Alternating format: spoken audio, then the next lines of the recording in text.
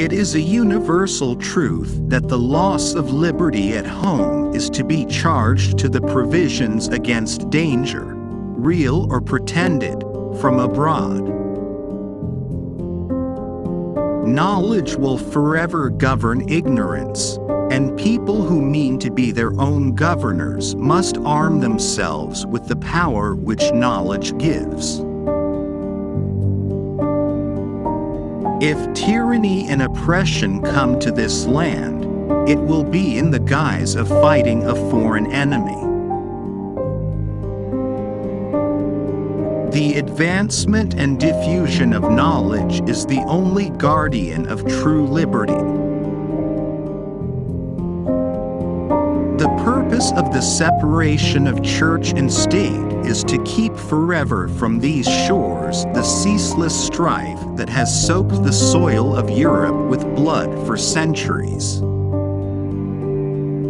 In framing a government that is to be administered by men over men, you must first enable the government to control the governed, and in the next place oblige it to control itself.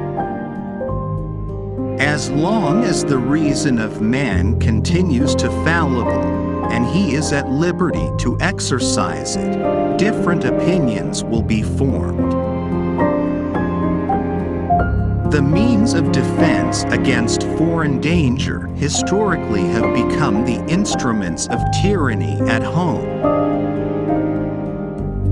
Americans have the right and advantage of being armed, unlike the citizens of other countries whose governments are afraid to trust the people with arms.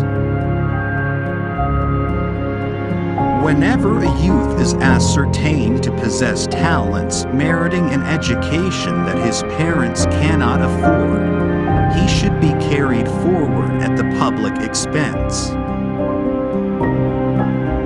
In republics, the great danger is that the majority may not sufficiently respect the rights of the minority. A popular government without popular information or the means of acquiring it is but a prologue to a farce, or a tragedy, or perhaps both. The capacity of the female mind for studies of the highest order cannot be doubted, having been sufficiently illustrated by its works of genius, of erudition, and of science. What is government itself but the greatest of all reflections on human nature?